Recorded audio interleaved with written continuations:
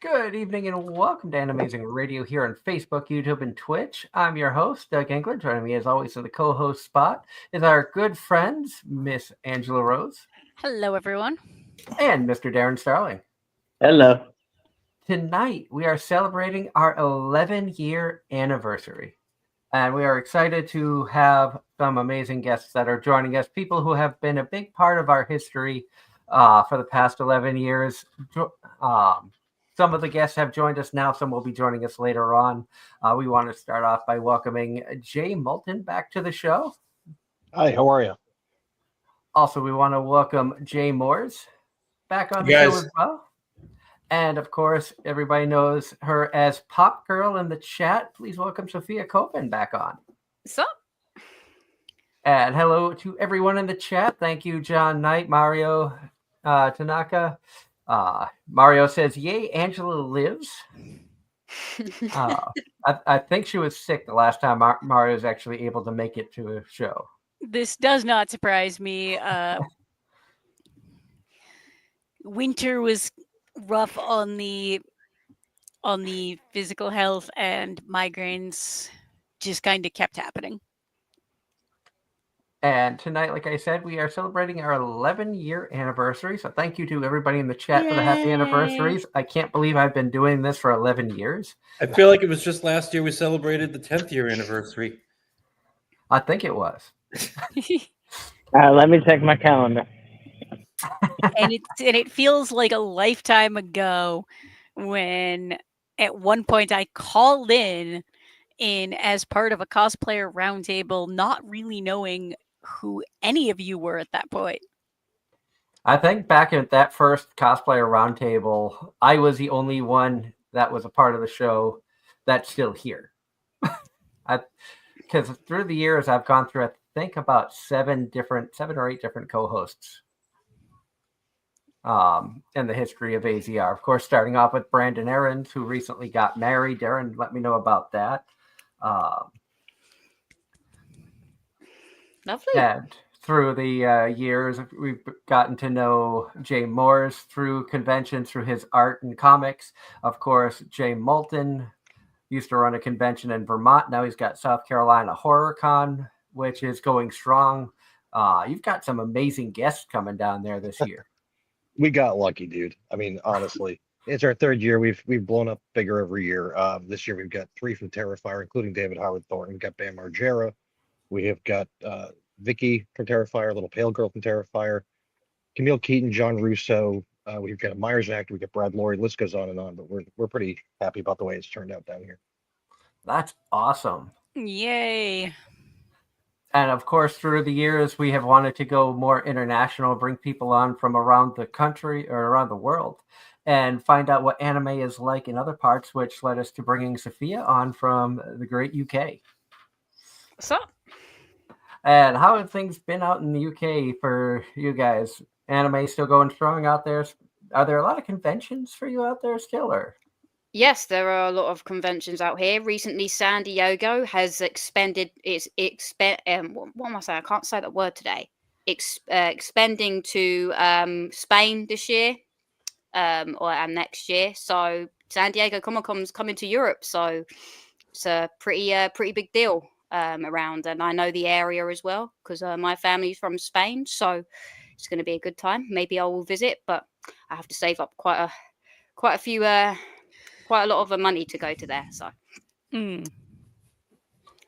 that's really good. There's anime conventions still going on. There's Comic-Con conventions still going on. So the convention scene is still pretty large around the UK and Europe, I would say.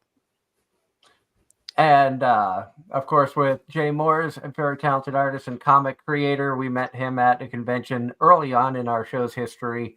And you've been a regular at least once a year, I think every year since we started, if not multiple times a year. Yeah, I think I officially have a quick click, like a hot link right onto the chat at this point. You're my top 8. I just remember. I don't know if it was the first time I was on the show with you, or the second was when we played Faye, and that was a fun time. Yep, and we were supposed to figure out another time. I know, and it's I've been super busy with all the things, and at some point, Yep. actually, I always want to at some point, but we all know it's in the way of some point. No, what I need is a actual what I need is a book for Faye, so that I can, because I have people that are willing to play games in person. It's just the finding a time and a place, because I live in the city and I don't have space. I bet your parking's kind of a premium in there too, right? Parking is a different problem. But that's life in the city. Yeah. Well, if you need a digital copy that you can share with your friends, just let me know. Absolutely. Now, tonight we were going to look back at some of our fond memories of the show throughout the years. I know that all of you have, like I said, all of you have played big parts of our show's history. Unfortunately, I wasn't able to get a hold of any voice actors to join us tonight. Conventions are busy time of year for conventions for a lot of people. So understandably, between work, family lives, I know multiple voice actresses who have families expanding and things of that nature. John Knight in the chat says that he subscribed to this channel back in 2022. And I know Ross, who has been a fan of the show, I think, almost since day one, much like Darren, because Darren started listening to us early on because of High School of Anime Lovers. So Facebook has had a big part in the show, of course, with Sophia being one of the moderators from the Monica Rial's Facebook fan page. Yep. Ross in chat says this is for Doug, who always kept recommending the anime to him, but this morning he finally started Snow White with the red hair. I hope you enjoy it. It is a fantastic show. I don't know if anybody else has seen it or not, but I know Jay Moulton is not much of an anime person. He's every other topic we'll talk to. There's a few, there's a few but I mean, I'm very old school like that. So, I mean, I did get a 4K player recently because I'm with the times now, but one of my first purchases was Akira. So, not that that's, anything spectacular I'm sure in the universe of people that watch anime regularly, but there's a few I enjoy from back in the day, but where my knowledge is very low. No, but you can definitely in a lot of modern shows you can see the influences, and sure.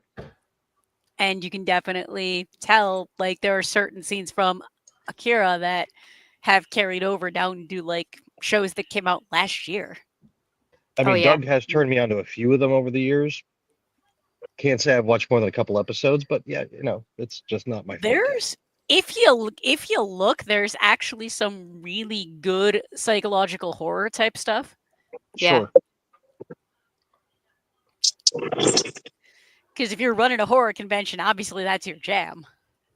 It is. I've got a lot of jams, but my knowledge of anime is dwarfed by everybody in this room, which is fine. I can't be an expert on everything, or really in nothing, actually. I just pretend. Right. That's how we get through life. We just pretend we know what we're doing. Yep. Sometimes it works out. Sometimes it doesn't. Make it. And sometimes all we get is the laughter, and that's what makes it worth it. Especially when somebody tells you they're from Boston and then says they're from Plymouth. Doug, I was actually thinking that. I was gonna laugh about that later. I should have reached out to those guys about coming on tonight. Token with the Dead. We were at a Rail City Fan Fest in St. Albans, Vermont, and Angela was up at the AZR table, and Token with the Dead boys were 2 tables down from us. There was us, Christy Rothrock, and then them, and they were talking about how they were from the Boston area. And when you say that to somebody who is from Boston... They said from Boston. They did not say area. That was my gripe. Well, once I said Plymouth, Ange stood up and was like, "That's not loud enough that like everybody in like a quarter of this convention hall stopped and stared." Because Plymouth is not Boston. If they had said Boston It's kind of area, far from Boston. if they had said Boston area, okay, fine. You'll never forgive him for that, huh? It's become part of the shtick. I won't stop picking on Angela for that. It's not so much forgiving; it's just poking fun at. 'Cause that's what we And do. I just embrace my being from the city. Before I forget, we want to remind everybody that Anime-Zing Radio is brought to you tonight by Home Circle Media for the latest and greatest in anime gear, everything for pens, pencils, stationery, and officially licensed art books. Be sure to check out homecirclemedia.com. They are going to be not ordering anything new for the foreseeable future, so check out their site. What they have up there is what they have. If you see something you like, grab it now because it may not last. Kind of like at conventions, if you see something you like from a shop, a lot of times that might be a one or two items only from that specific vendor, so you want to grab it. That's going to be the case with Home Circle Media for the foreseeable future, so definitely check them out. Also, if you're in the Raleigh-Durham, North Carolina area and you need and your grass is growing a little bit tall, reach out to AAA Lawn Care. They'll give you great service for a great price, but act fast because Darren's schedule is filling up. Yes, and Bojangles right now is not helping because we just reopened. Actually, Darren, if you get bored, you going to Fear Fest in Raleigh? No, because it's generally held the same weekend as Anime-Zing. True, that's true. Yeah, I'll be at Fear Fest. Well, I was just saying, while you're down here, let's pick a time and at least try to meet something. Yes, please, because I'm actually going to be down there for Anime-Zing this year visiting Darren. So, Jay, if you're in town, we got to meet up while I'm down there. Yeah, message me. I'll let you know where I'm at. I think I'm at the Hilton right next to the fairgrounds. So. Okay, and the fairgrounds isn't that far from the convention center. It's probably about 10, 15 minute-ish. Yeah, I don't know why they always have it on the same weekend, man. But this means Memorial Weekend's a popular weekend for quite a few things. But honestly, I don't. From someone that owns a horror convention, I would not want it in May. May in the South is going to be brutal. I know this. Right, but if you're gonna, we're September 20th and 21st, so we're the kickoff to haunt season in that state. We got the only horror show here, so we are the week before every haunt opens, which is good timing. So I think Raleigh should move a bit, but that's me. But sometimes it's hit me up for sure though. Oh yeah, absolutely. And more from the more happy anniversaries from people in the chat. Sharka, great to hear from you. And Ross is sharing a funny story, unrelated funny story, but the Minecraft movies is in theaters, and Ross is sharing some kids at a local movie theater somewhere got kicked out for disorderly conduct. What? How? They were probably screaming chicken jockey too loud, or who knows. No spoilers, because I am planning on seeing it on Wednesday. I've not seen it.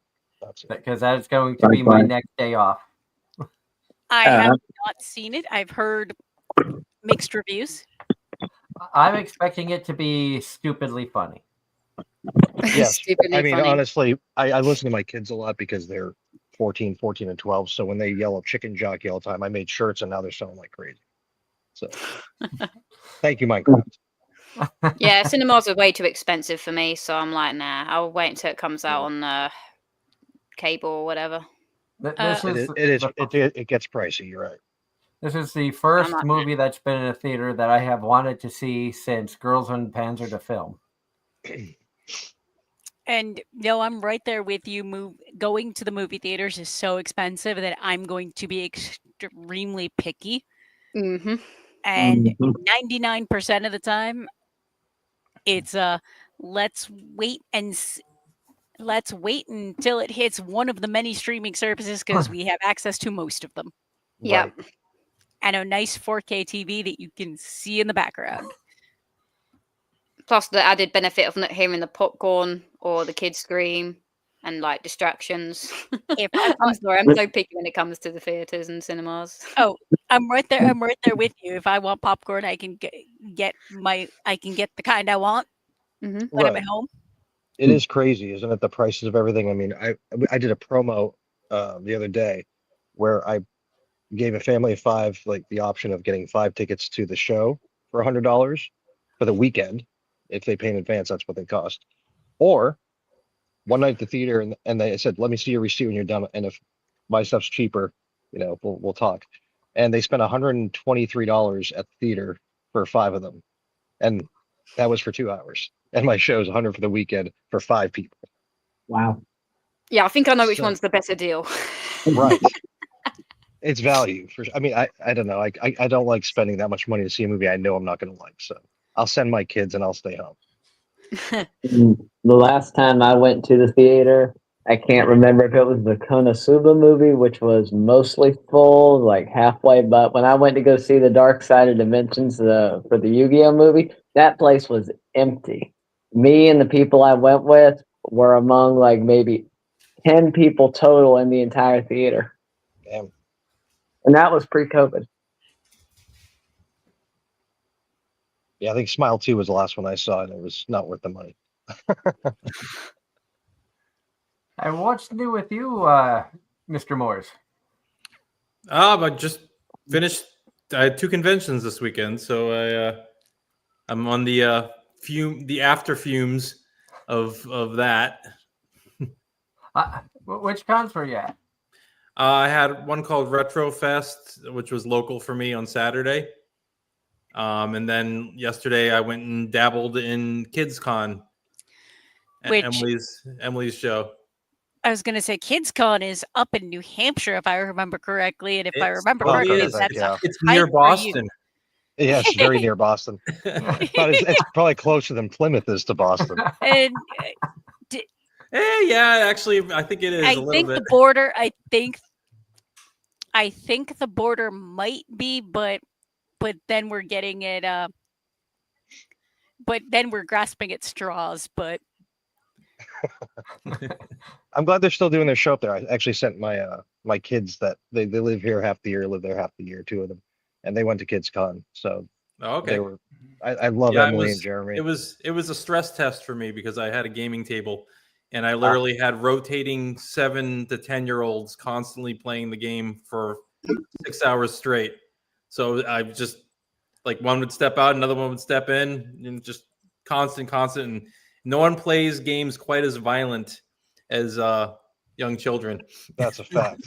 that is very true. And if you don't give them things to destroy mercilessly, they turn on each other. So Right. Wow. Yep, I can. Yeah, I love sending my kids every year there because I love Emily and Jeremy.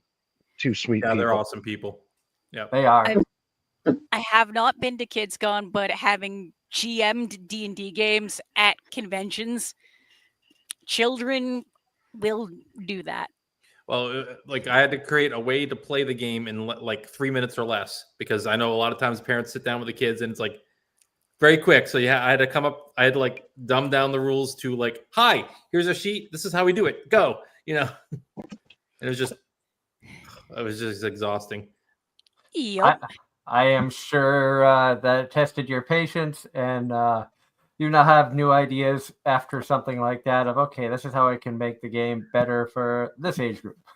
Yeah, I was worried because it was a new setup this year, and the game room that I was in was like away from everything else. So I decided to sit in the hallway with Simon because the traffic would have to pass our room, and kids are trying to like rip them apart. I was like, I had to save them. It's like your parents right there. Don't let your kids grab them and pull them apart. Yeah, I mean, my 14-year-old, she runs our kids convention at our show. We have a mini convention inside our convention called Children of the Con, which play on words, but but even she's mentally 90, but she was thoroughly exhausted at the high level of energy that children 3 years younger than her have. So I understand that completely. Oh, yeah. But I stumbled home. I made it, and I got here in time to hop onto the thing. That is the con life, sir. It is. Yep. It is. And question for guests from John Knight in the chat. He asked both Jays and Sophia if any of you have voted for the Crunchyroll Anime Awards yet. The voting is open for that. I know the answer for both Jays is astounding no. Unless Akira, Vampire Hunter D, or something like that. Ninja is Scroll, up there. Fist I of the don't know North what it is. Star. Yeah, Fist of the North Star, Ninja Scroll, Double Yep. Target, Yep. Go 13. I think Beyond you that, watched dude, anime the same time I did, Jay. It definitely. I'm working at a video store in college, and their section was called Japanimation because Yep. nothing. And It wasn't called anything else yet. And those VHS tapes, they like if somebody lost them, it was like $100, $120 $100, yeah. because it was imported. Yeah, $100. Yep. I can. God, I remember those days. I that bootlegged old. so many of those things. I shared them with friends. My best Yeah. friend from high school worked at a video store, and that's where her money went, was importing stuff. For sure. Yep. Well, we didn't have streaming, Yeah. You had a friend was with really- two VCRs.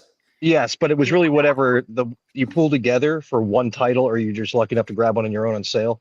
And if it wasn't good, you didn't have any reference material on Google or anything. Right. You know? The It was just, internet let's see if didn't this looks right. This looks good. I'll just try, the Appleseed or something. So so you all had that one friend who would spend way too much money on anime. Yep. Usually the rich, like, the rich kid of the group. and then you're like, all right, I'll watch the 3 out of the 40 you bought. Yep. And nope. And then and for me, it was I basically didn't necessarily find stuff I liked until much later because I was subjected to what everybody else bought. I'd say I had a better appreciation for anime back then. You can only watch so much at a time, but because back then I could buy Clerks for $14.95 on VHS, or I could spend $100 on Ninja Scroll. So, when we got the anime back then, it was a big deal. It was a very big deal. Yeah. Well, what happened? You and your friends would split it, and then you'd make a bunch of copies, and everybody would get there. It's probably why I didn't get that into anime because, dude, who can afford that? Nope. Yep. Even still, a lot of DVDs and stuff like that, and a lot of companies are even turning away from DVDs and Blu-rays because of streaming platforms. So it's going to be tougher to find your favorite shows to take home if you don't have a subscription. And that's then even if you have a subscription, it's only there until they decide they don't want to have it there anymore. Correct. And that is they don't own anything. And that's a perfect segue to Ross's comment about how he finally bought Blu-ray for Sign of Affection last week. And that makes, as much as I don't have the space to keep physical media, it makes me happy seeing people support it. Dude, yeah. I do Whatnot. Like I go on there like a junkie because having tons of media, I grew up around it and worked in it. I won a 4K player about a month ago on a Whatnot drawing.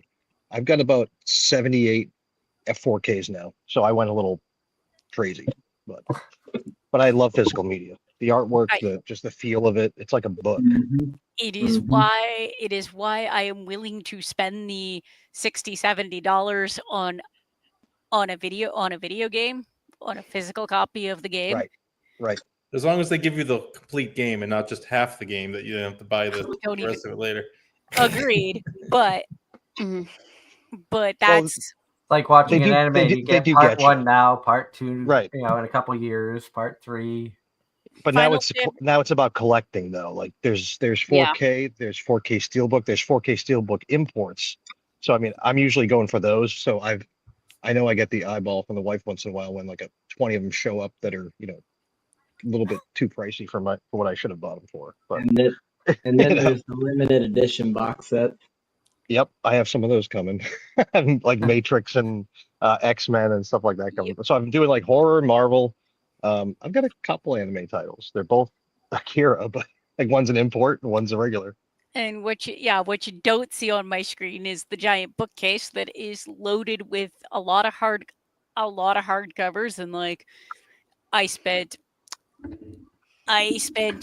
a couple years back, I spent a lot of money for a Kickstarter to get four limited first edition hardcover books from one of my favorite authors. Very nice. And of And course, what- I spend a lot of money on anime figures and stuff like that. I know Sophia is huge into the pop world. Yep. That's one thing I never got into. Thank God, because I'd be spending a fortune. Yeah, no, I've started collecting pops. It's mostly like anime pops, and some pops like I've had to reduce it a lot because I was like one of those people like I want to collect all of My Hero Academia pops. I couldn't. I just couldn't. Learned my lesson. Because Too that expensive. show is extremely popular here. Yeah. So that's why I only collect Comic-Con pops. Like if there's an anime that I like and it's a Comic-Con pop, then I would get it. So I only collect Comic-Con My Hero Academia pops if they make them now, because obviously Comic-Con pops could potentially be valuable later on down the road. So that's what I do now. Plus I don't have to spend lots of money, so I can save up and I know I can afford it. So. And I think you try to get all the Monica Rial pops you can get. The Monica. Yeah, and Tell me I'm wrong.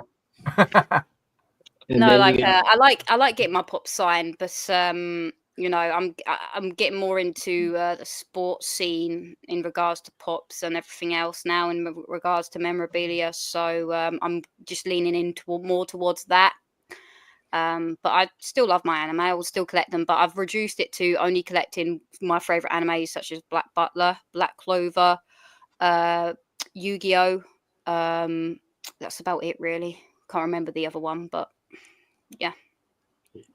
And then you got me with Dakimakura, Blu-ray, and figures. I have started getting into manga as well. I should say I just got in the mail yesterday Apothecary Diaries Volume 2. Ordered that off of Amazon with some birthday money. And I've got 12 volumes of Freerun, and I've got first 3 volumes of the light novel for How a Realist Hero Rebuilt a Kingdom. Oh, happy belated birthday, Doug. I think I forgot to hit post on your timeline the other day. Thank you. yes, I had so many comments on there. I feel bad if I didn't get back to everybody. The problem was I worked on my birthday. I got the call at 10 a.m. to be to work for 12 p.m. and I didn't get to Altoona, PA until like 10 o'clock at night. So it was tough and while I'm on the train, I can't look at my phone and respond to anybody. So I got a lot of birthday messages that I'm not 100% sure if I got to everyone. If I missed anybody, I apologize. Just because when you work on your birthday and you're not allowed per FRA to have your phone on while the train's moving, it makes it kind of tough to keep in contact with people. Which I'm Fair sure enough. people understand because obviously you're working, you know. Yeah. And anybody who doesn't understand, well, shame on them for not being mindful of the fact that, hey, people have to work for a living. Anyone Yeah, I who wouldn't sits apologize. there- That's your day, dude. If they dwell on that, then that's their problem. If anyone who sits there looking to see, did everyone respond to my birthday wishes every single day on Facebook? Then they got a problem. Yeah. Mhm. Especially, I worked for a telecoms company, 12 hours a day, and I'm just like, I'm working. Sorry. And with the railroad, my schedule is always so weird because I know, like this past week and this coming week, I've been lucky enough to be assigned the same train 2 weeks in a row. So I will be working from Allentown, Pennsylvania to Altoona, Pennsylvania. I will actually be leaving at some point tomorrow morning for the next trip, going out again on Thursday and then again on Sunday. So next Sunday, unfortunately, I will not be here because I will be on a train to Altoona. Sadly, I don't get to go around Horseshoe Curve, but that's okay. Now, do you get to wear the cool outfit? I imagine, when I imagine Doug at work, I imagine like the big hat with the overalls. You better, Doug. I do not. Actually, the engineer I'm working with does have the overalls and all of that. As a conductor, I have a hat with the railroad logo on it. So you're more like the Polar Express guy. I would write I'm not the Tom Hanks too. I'm Tom Hanks, yeah. I like to say I'm a real conductor. I'm not the Timu conductor you see on passenger trains. No, you're like Tom Hanks in Polar Express, and like Do you have a pocket watch? That's cool. Pocket watch. You need No. one for sure. This is the watch I have. You gotta have the No, we batch gotta get with you the a pocket chain. watch. Yes, yeah, that'd be we need to pitch in for the 11th anniversary of Anime-Zing Radio. Yeah, get you an Get you a anime nice pocket pocket watch. watch. That's a And neat idea. I think I had a pocket watch at one point in time, but I have no idea where it's ended up. We're In a talking pocket somewhere. years ago. I- It's probably so- like in a tub Somebody somewhere. else's pocket, probably. I That think could- the only famous pocket watch in anime I can think of was what, Full Metal Alchemist? Mhm. Well, Doug Got can me, make it dude. famous. They've already been comparing me to Rail Wars, which is an anime about a railroad fanatic who gets a job working for the railroad. Mm-hmm. The only difference is the women in that series were a lot more attractive than the women that I work with. So Well, I mean, I think more like Midnight Meat Train because I'm a horror guy. yeah, Yeah. No, I got nothing. on the note about the Crunchyroll Awards, I am thinking about doing a live stream Wednesday where I will sit and cast my vote live here on Anime-Zing Radio. Anybody who wants to tune in, feel free. I did take a quick look at the categories and some of the nominees, and I think some of the ones that I'm leaning towards might surprise. Yes, Freerun was nominated for a ton of awards, as was Apothecary Diaries and many others. We'll have to see which way I lean when it comes to it. Like, I love Freerun and I love Apothecary Diaries. The ones that those two go head to head, I'm gonna have to think. I'm I've gonna been vote for really Vampire enjoying Hunter D. Dan. So Yeah. I might. Dan to Dan is a pretty good one for me. I like it. I really enjoyed it. I've heard good things about that one. I think there's Also- a movie coming out as well in regards to it. So yeah. Doug, did you watch Apothecary Diaries episode 13 for this season? The one that dropped on my birthday, I watched that today. I watched it this morning as well, and I like this intro better. I liked the last intro better. But I also like Mrs. Green Apple as a band, so Mm-hmm. I knew I was gonna like that one better. I have not seen Don to Don. My wife watched it. She's still not sure what she watched. Actually, that almost makes me want to go and But Bling Bang Knowing Bang that- Bong is an amazing song. I Creepy love Nut, Creepy yes. Nuts anyway. That's a band you should check out, Jay. They're Which called band? Creep. yeah, Yes.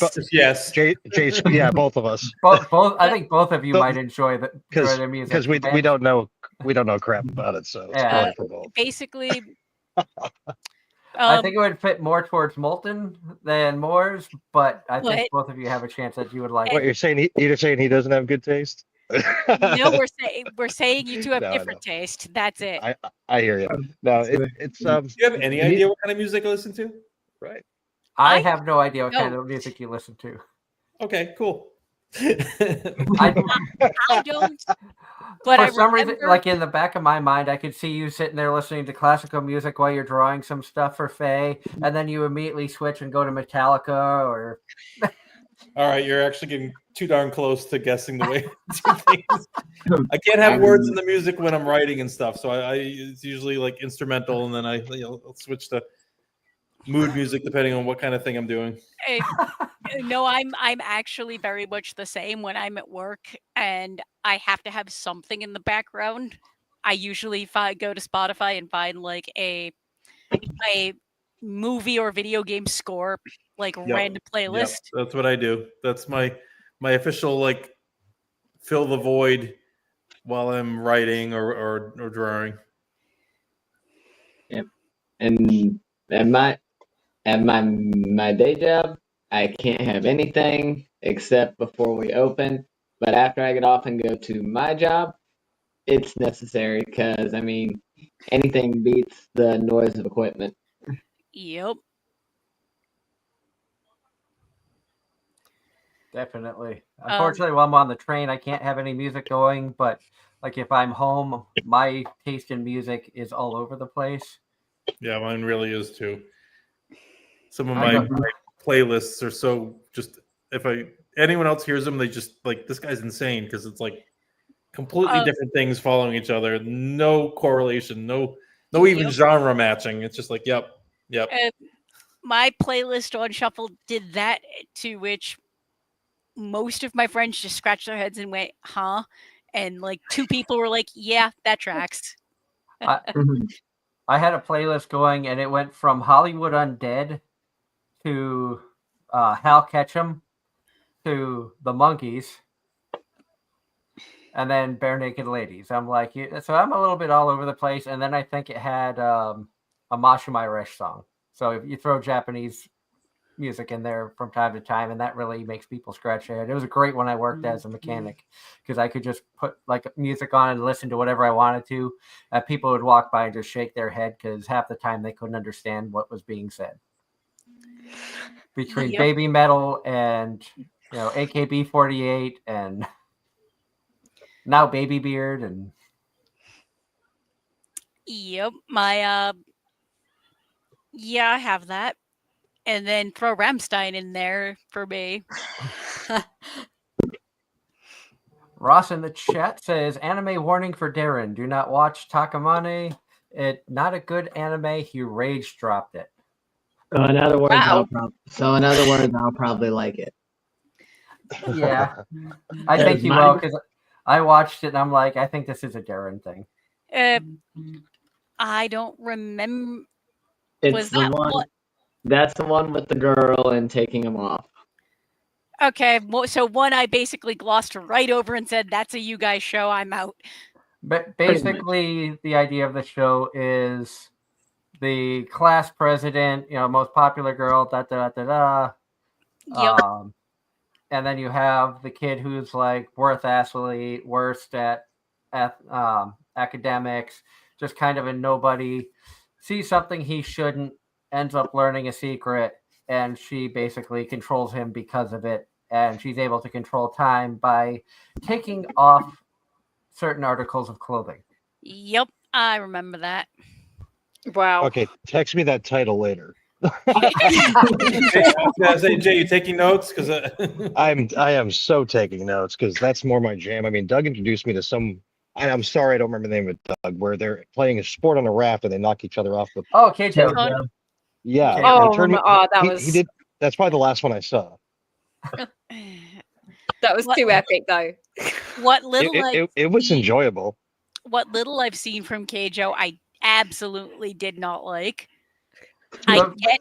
It had a why different everybody effect else on did. me, but I get, but also I watched it in clips because I was at a house party and somebody basically put on like a clip show from it. So I was just like, I don't like this, but everybody else does, so whatever. Now let's not forget that Keijo actually was popular enough that I think it was Sweden that was looking into making it an actual sport. No way. Oh, I remember that. Yeah. That's so rad. They were trying What's the to right figure country out for how to. They're trying to figure out how to safely be able to have competitions on floating platforms. I'd be moving to Sweden. I got my passport. I'd be moving there, I think. I mean, this makes sense. I mean, they made Quidditch into a legal sport. I don't know if you'd get titty hypnosis or moves or not, but See that would be I'd try playing this sport. There'd be so many proud parents out there when their kids decide to take up this sport. Yeah, for sure. I want to be a prize queen when I grow up. There are worse things to be, honestly. Yeah. Yep. You can run a convention or something, or go to the convention someone's running. Yeah. I mean, we all know, speaking of conventions, we all know that there are good and bad conventions out there. I've worked with some conventions that unfortunately I no longer have anything to do with. Sadly, some of them went under because of poor management. Some of them are still going, just difference in opinions or different things have happened where we're no longer able to attend or do much with them. Yeah, that stuff Unfortunately, happens. and Yeah, unfortunately, there are cons that I'd love to go to, but due to time restraints, I can't. Like getting down to South Carolina is not doable this year because the timing of Jay Moulton's convention, SC HorrorCon, is going to be right around the same time that my wife is going to be competing in a bodybuilding competition. So financially and time-wise, we're just not going to be able to do that because I think they're within a week or 2 weeks of each other. Life goes on, dude. They'll be next year. Exactly. You know Exactly, that we will and- get down there at some point. And I same mean, I may just not do it at some point, but like I'm having fun with it down here. It's a different beast than Vermont because you can actually promote most of the year. It's not snowing and the weather's. I mean, hell, I can go anywhere, anytime, any place. And a lot of people love to get involved, which is really crazy. Everybody wants to you get a table or do a promo night or something. So it's a scene that's never been down here. And I Yeah. didn't know if anybody would show up in the first year, but we've tapped a vein of society down here that was waiting to come out. So Oh, yeah. they're not hiding anymore. No, this year, just with other travel and timing and all the things going on, I can't add another trip down to the south, and it's gonna have to be on the docket for next year. Well, you know what? I'll definitely try to meet up with you guys at some point in Raleigh while I'm there. I mean, it's kind of sort of my birthday weekend. It's like the week before my birthday. Last year was on my birthday, which is weird. But I'll be 50 this year, so it's an epic one, I guess. In which That's case, what I hear. in which case, I'm not then, far behind you. in which case, then what we should do is make plans to meet up, and I'll buy you a drink. I'm for that. There you go. I'll pitch in too. Yeah, no, it's gonna be fun, man. I mean, like down here, it's every day is a con, pretty much down here. If you go to Atlanta, you go to Florida, there's something every weekend, which is great because the weather will permit it. I've had shows in ice storms up there. It was not good. I remember driving 7 hours to one of your shows once, Jay. The spring show had to go after 2 years, just ice storms. Wait, are we sure it was spring and not the forthcoming of winter? It was more like mixed between winter and mud season. Yep. So I mean, there was that, but I mean, the people up there, man, I do miss them a lot. But down here, once you meet the people here and the fans of the show, I mean, hell, we've grown so much that I feel like we're not worthy of growing that much. We usually do 100 VIPs and cap it. We're at 170 right now. We're kind of capping at 200, but I mean, it's incredible. It's only April, we're in September. But this is a wonderful thing. It is. I mean, I'm not complaining by any stretch. We're just very fortunate to have such a good crowd and such a attentive crowd, and they do call and message a lot more than other shows I've done. I get messages on the daily from fans like, hey, I just want to say thanks or something. And down here, they're super thankful. So it's very humbling down here. That is a thing that I could definitely ramble about, is the differences in the cultures between like the different parts of this country. Well, I mean, that's so true. However, just remember, I'm the horror guy who lives in the Bible Belt, so I do get my share of hate mail too. I don't doubt it. But heck, even negative attention is attention. Right. I keep hoping that the church protests me. I really do. They make the national news. Yeah. I do send them random anonymous emails asking them to here and there. But it's good marketing. It's great marketing. And Ross, go ahead, Darren. I was going to say some conventions have regular protesters or activists every year. Anime-Zing has more or less the same couple come every year. Oh, I didn't realize. I mean, we do have street preachers about a block away. Like you can see them from the building, but there's no. I want pitchforks and torches. I don't want just a corner right when you walk out. They'll be there yelling in your face. But I want angry. And you want traditional. You want it Yeah, traditional. yeah. I want more like we're coming to get the monster kind of stuff. That makes sense. So But yeah, we have a couple that's there every year. They have more or less the same signs. We just say they're in cosplay, and they're always very cordial with everybody there. I think they get a thrill out of it, honestly. Yeah, cordial would not make the news for me, but so we've got True. so we've got questions from the chat. First question is to Mr. Moulton. Have you seen the Yeah. horror movie Hard Eyes? I have. I did What'd you not like it at all. My taste in horror might be different, but my wife loved it. I didn't like it at all. It was very rom-com-ish. It was very That's the whole why beginning. Ross liked it. Yeah, the whole beginning looks like a what was that guy with the smiling Bob? The Cialis, not Cialis. It was one of those. It looked like that very yes. cartoony commercial. I can't remember the exact product, but it looks like that. The characters were nobody I could care about, like the main characters, the protagonists. I couldn't care about either one of them. The Hard Eyes character looked really cool, but even the cops were bumbling dumb. There was nothing really that stood out for me to make me go, wow, I really like this. Like I wouldn't even buy it on 4K, and I'll buy anything. Okay. It was just not my kind of horror. I am looking forward to Return of the Living Dead in Christmas. I'm looking forward to 20 years later in the summer. But Hard Eyes was a very hard pass for me. And then a game related question for Mr. Moores. Have you seen the Jumanji movies, and are you excited for the next one that's due out next year? So I mean, I love the original. It's one of the classics. I did enjoy the first of the. I don't consider it like a sequel because it's kind of a standalone, separate thing. The Jack Black one. I don't know if I actually saw the second of that series. I think I did, but it felt like it was kind of like the same thing. Fourth one, as soon as it's on a streaming service, I will. If I happen to be flipping through, I may just stop. I'll probably just stop and watch it as long as it's on something I have. I'm not like hunting down Jumanji movies, but I still love the original. I mean, Good question, though. Good question. Yeah. Nobody beats Robin Williams. Yeah. No, and I mean it's a standalone movie. Yep. Good times. It was filmed. It was filmed in Keene. Part of it was filmed in Keene, New Hampshire, which is it was just near Boston. It's all near Boston. Oh, God. South Carolina technically is near Boston compared to other places. Compared to it's all Compared to Oh where my Sophia is. Yeah.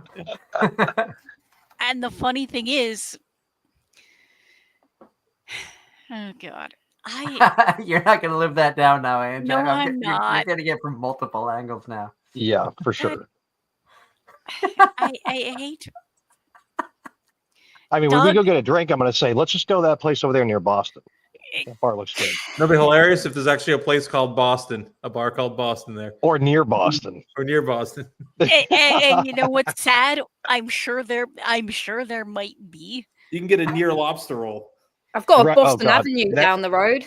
There you That's go. the toughest thing about South Carolina is the lack of seafood because they catch it all here and ship it up north. Yep. So The theme for it's- tonight's it's show kinda is bad. Boston, apparently. No, No, it's not. Apparently. no. The theme of No. tonight is near Boston. Well, the reason I say that is Sophia's wearing a Boston shirt. True. That is true. Yep. If my hair could get out of the way, yeah. And And speaking of Boston, I just got an email from Anime Boston announcing their latest round of voice acting guests, and they've actually got some good ones.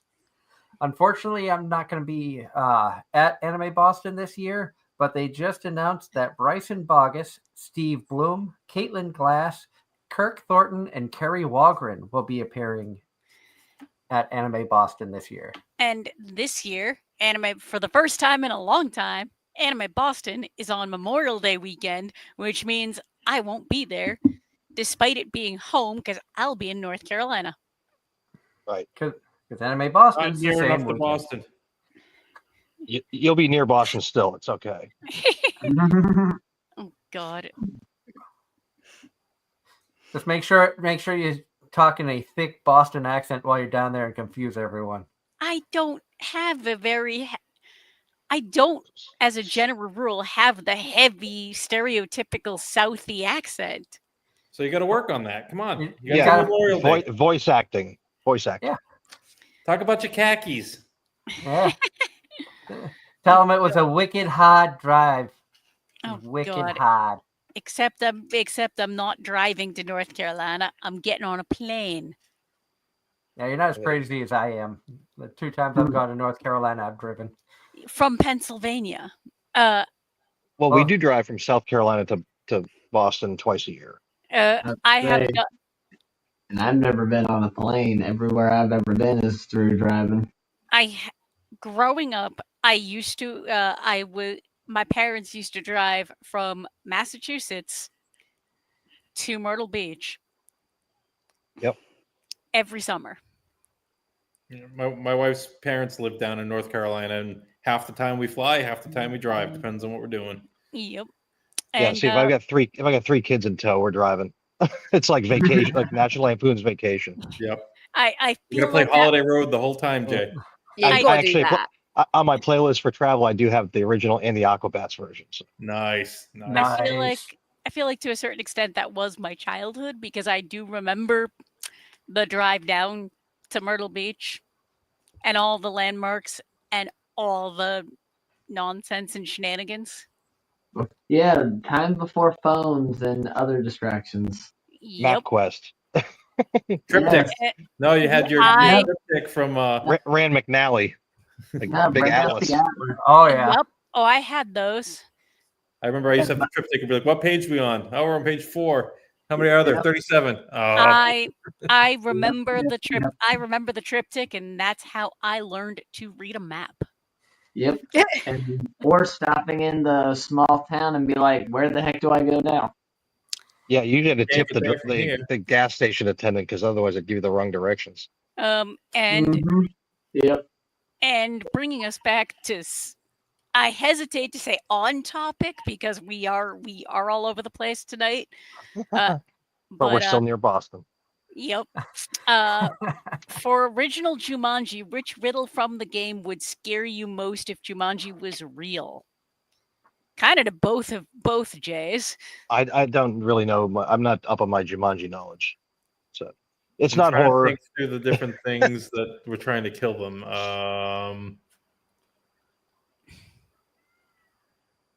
I mean, games. I'm more of a Ouija guy. I won't touch a Ouija I board. think maybe the poisonous plants popping up everywhere. That would suck. Just popping up and shooting the needles at you and stuff.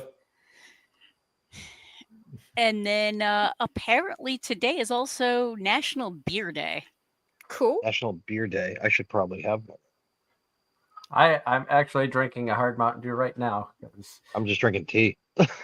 Yeah, like, you know, Happy Beer Day.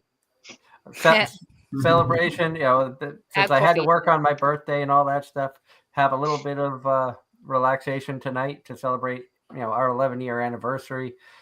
I mean, thinking back, our first show we ever did, we had Tia Ballard on as a guest. So I knew starting off where we were able to get some, top quality voice acting guests early on.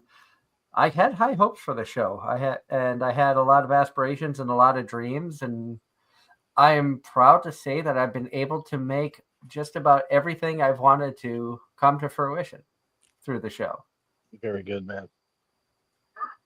And if it wasn't for getting out of my comfort zone to do this show 11 years ago, and in all honesty, it was 11 and a half years ago when talks even started about, you should do your own podcast. You should do your own radio show about anime because, there's an audience for this. Because I was a co-host on another pop culture show where we had it was more paranormal pop culture than anime pop culture. But we had a voice acting guest after we had a guest cancellation the Sunday before a Wednesday show. We managed to make it work. And it was the only time in the history of Hazy Radio that the chat room crashed. And for it to crash, it had to have had, I think Scott Harris said that it had to have over like 4,000 to 5,000 people in the chat trying to get into the chat room at the same time. And I mean, honestly, having Jeremy Lee as the guest that night was a huge draw because a lot of people love her for her role as Lucy from Fairy Tale and so many other amazing roles that she's done. She's lovely. She's a lovely person. Yeah. Oh, she's such a sweetheart. And Yeah. if it wasn't for taking that jump, I never would have met any of the people here. I never would have met either of the Jays, Sophia, Angela, Darren, amazing people who tune in in the chats. Well, with me, you're saying you're cursed then. I wouldn't say that, Oh, I'm totally joking. Oh, I know. You put up with my rants and rambles. You gotta put up with my isekai takes. And You're Darren, gonna- you gotta put up with Darren's waifus. Yeah, I just kind of tune. With or all me due falling respect, asleep. I just kind of tune all of that out because you two will go on about waifus or isekai, and I'm just gonna like, yep, I'm over here in the corner, not paying attention because that's just not for me. I know, Jay Moulton, you have a lot of stuff going on. I thank you for coming on, hanging out with us for the first hour of the show. Yeah, man. I want to give you a chance. Promote yourself, anything you got going on where people can find you. Oh gosh, if for the three people that actually would be interested most of. So South Carolina Horror Convention, of course, schorror.com. We are September 20th, 21st in Columbia, South Carolina, right smack dab in the middle of the state. This will be our third year, so we've got all those lovely guests I was talking about before. You can also check out some artwork on Two Horns Up Art and also Marilyn's Rib. Don't forget the apostrophe, Marilyn's Rib on iTunes or any streaming service you have. That is my metal band. So anything like that you want to check out, please do. Otherwise, guys, it's been a pleasure. I'm going to head out. I've got actually a meeting in about a minute and a half. So a sponsor meeting, Lord. not like a drinking beer sponsor, more like a show sponsor because we all meet so late at night at the art bar. But either way, good to see all of you. Nice to meet you. Definitely hit me up when you guys get to Raleigh, and then we'll go for that drink. But congratulations, Doug. Happy anniversary, Doug. Thank you. And hopefully I'll hopefully see you in a month. Absolutely. Have a Yep. good night, guys. Take care. Likewise. Bye. Night. That was Jason Moulton. It was fun chatting with him. Of course, we're excited to have Sophia and Jay sticking with us as long as you guys can. You're welcome to stay to the end of the show. I'm actually going to scoot too.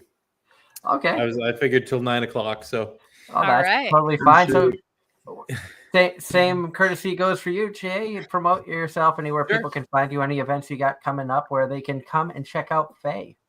so near Boston, at the end of the month, I have a gaming convention, Rising Phoenix. My games are fully booked, but anyone looking to try to sneak into a game, come on down. Hang out by the table. If someone doesn't wake up or doesn't make it, I sometimes have seats available. But you can come down, hang out with me.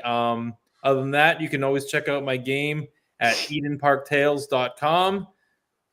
You can find it on social media. We got YouTube channels for it, everything else. You always send a shout out to me on social media, and I'll send you the links to whatever you're looking for. Thank you so much for having me, guys. It's always a pleasure. I know, Angela, that we need to get a Yes. Are you going to game be? thing going. Are you by any chance going to be at PAX East? I am going to be there on Saturday. I will be working the info booth, or I should be working the info booth. That's my regularly scheduled department. Okay. Come find me, and when I'm not working, we can chat. Okay. I'm also planning on doing. I'm taking over one of the indie game tables Saturday night and doing some Faye games. So Awesome. Then I will definitely stop by for that because I normally work daytime hours. okay. Yay! I get to see Jay Moores in person again. Yay! Oh, you clearly don't remember seeing me last time. Then, if you're that excited, I like to play games and have a good time. Especially All right. near Boston. near Boston. Oh God. That's in Boston. No, that's Exactly. That's the BCEC. That's right. All right. Well, I'll see you all soon. See you Have a great soon. night. Thank you, guys. Thank you. Yep. Bye-bye. Night. And that was Jay Moores joining us as well. So again, thank you to both of the Jays for coming on, hanging out with us tonight for an hour. It's fun chatting with them. Of course, we're honored that Sophia can hang out with us. I think you can hang out for the whole show. I also know it's very late where you are, so if you do get tired and have to run, I totally understand. I am used to what I'm used to staying up late. I have been on American time since 2019. Is that by choice or is that work scheduling?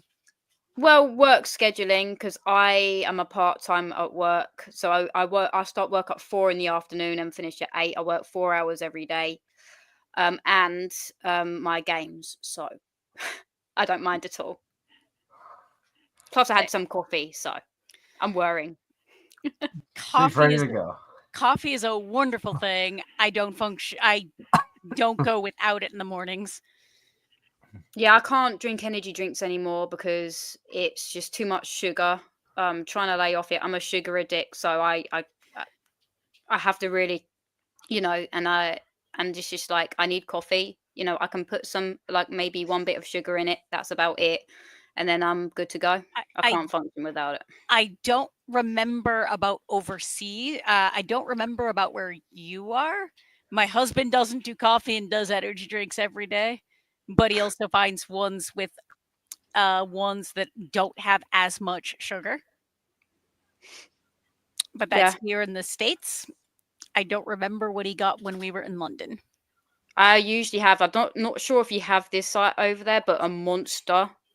Sometimes when I'm feeling a little cheeky, if I'm going into the office every so often, I might have one there just to function. He's telling me because he's hearing what I'm saying, but headphones means you guys. He's not hearing everybody else, but he said when we were over there, he mostly got Rockstar Mango. I know the Rockstars. Yeah. That's a pretty good one, to be honest. I used to do the Rockstar Punch, but last October I started watching calories and things of that nature. The weekends I cheat and can eat and drink whatever, but during the week I keep it within a certain amount of calories. Since October, I've dropped 20 pounds. So when it comes to energy drinks, I'll go after Ghost.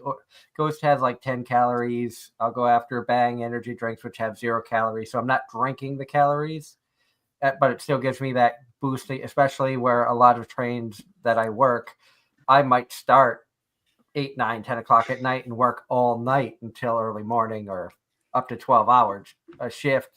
And I need to stay awake as a conductor on these trains to be able to pay attention for signals or people crossing the tracks or any hazards and stuff like that.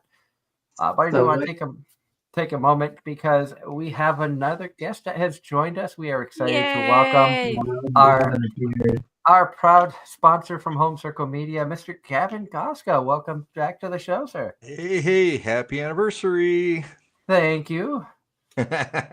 As we say every year, Gavin was a huge part of Anime-Zing Radio coming to fruition. Oh, well, I don't know about that, but I appreciate it.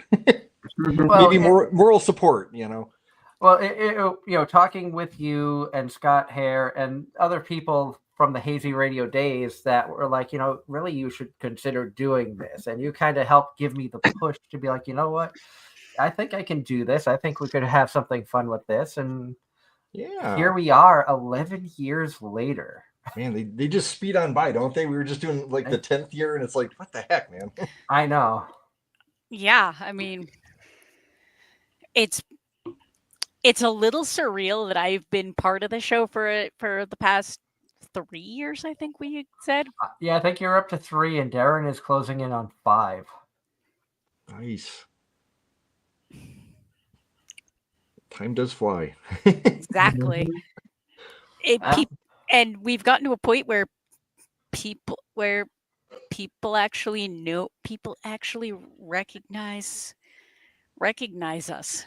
Oh, that's cool. Yeah, PuchiCon. We actually, when I had gone to a couple years ago, went to the Pennsylvania show, and then we went back for the New Jersey show. And Angela wasn't with me for the Pennsylvania one, but was there for the Jersey one. And people who were at the first show came by the table and were excited to see us. So happy that we were able to come back because they enjoyed interacting with us and the live streams and stuff that we were doing. So the fact that people know who we are and we get a lot of positive feedback, really means a lot. You know you're in trouble though when they start asking for like your autograph and like doing photo sessions. That's when it's like, okay. I've had a few people who have asked for autographs at conventions. The craziest one was Christy Rothrock. Nice.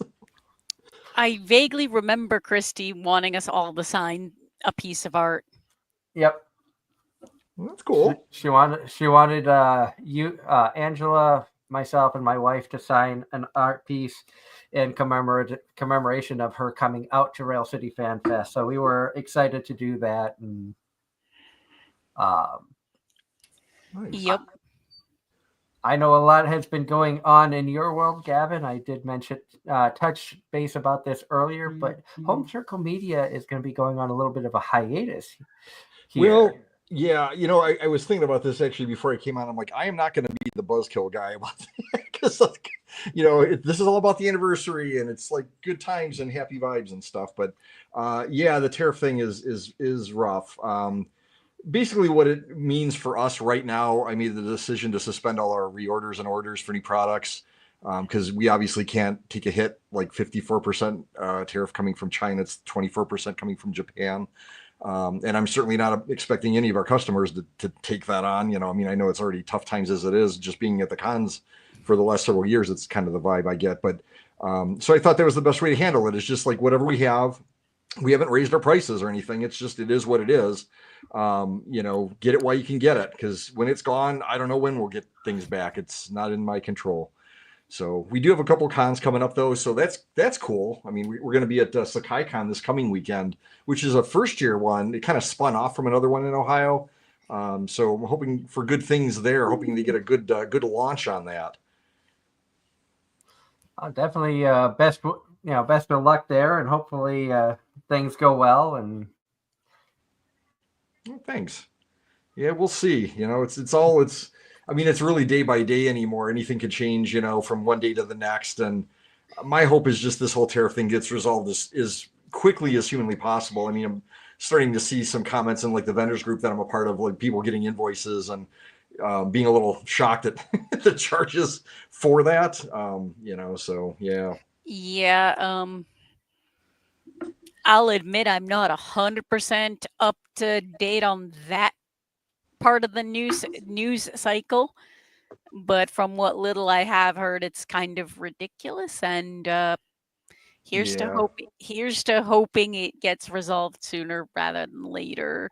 Yeah, thanks. I kind of forgot about the 20% on Chinese goods thing that was already in effect. When I got my last invoice for we had some paper theater come in as like restocks and a few other things. And I'm like, oh, that's higher than normal. Like, what's going on? I looked at the detail. I'm like, oh, right, 20% from China. Okay, fine. Because although we have a Japanese distributor, all our products actually come from Japan. Not all of them are actually made there. Like the paper theater is a great example. Those are actually manufactured in China, shipped to our distributor, who then, make sure everything's on the up and up, and then they ship them off to us.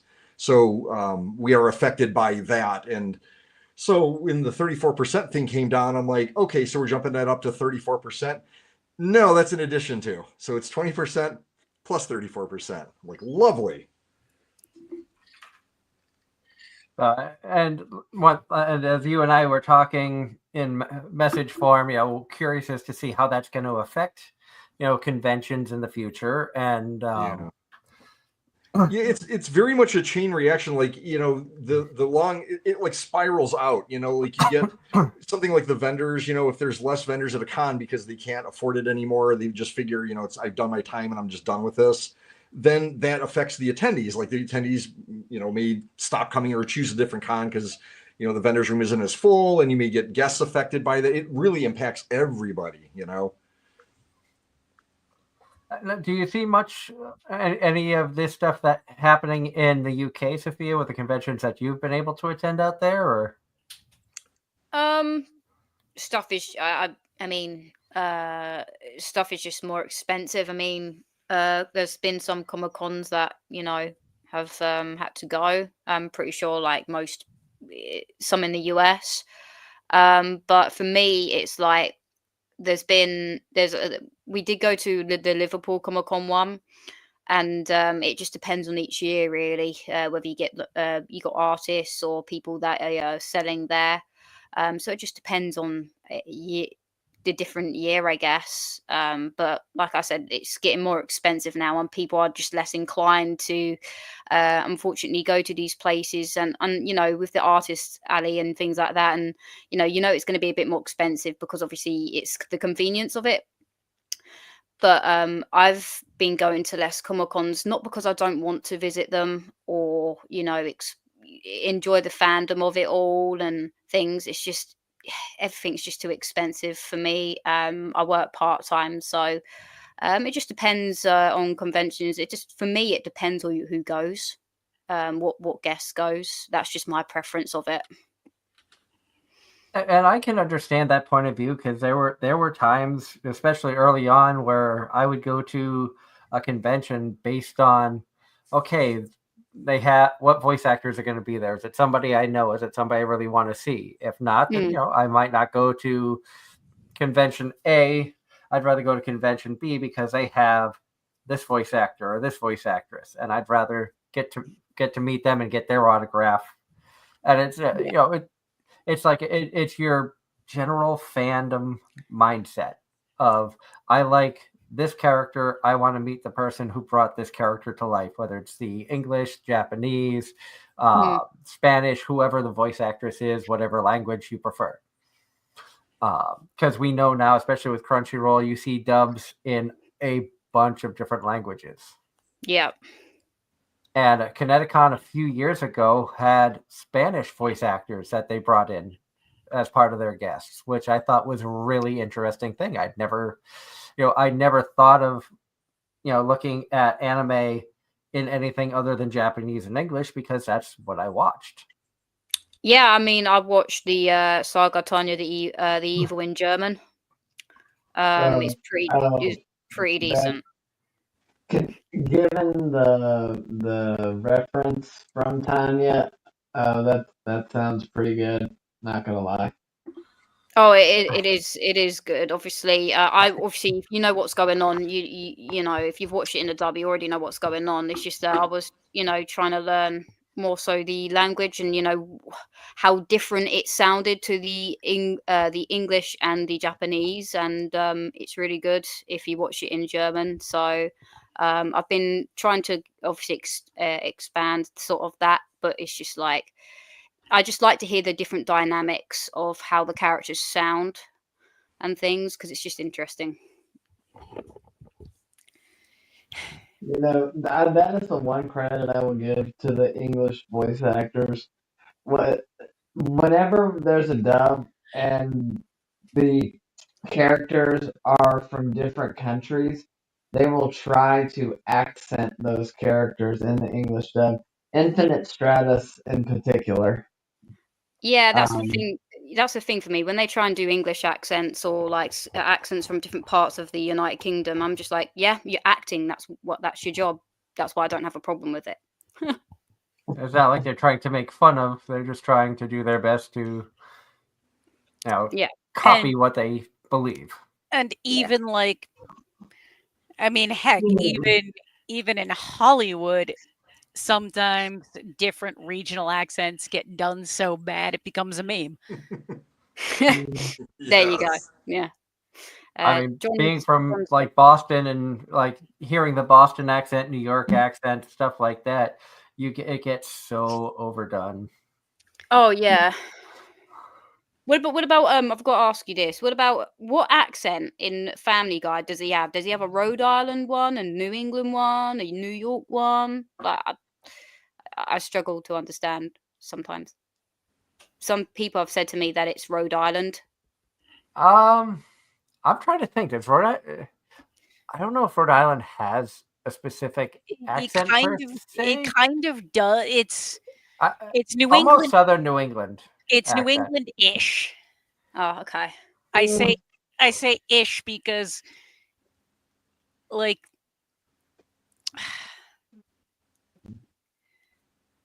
Doug, you got to do the thing. Yeah. And you know what? From the chat, question for Gavin. John Knight asked our earlier guests about this. Gavin, have you voted for the Crunchyroll Anime Awards? I am not part of like Crunchyroll or anything. I'm kind of out of the loop on all of that. And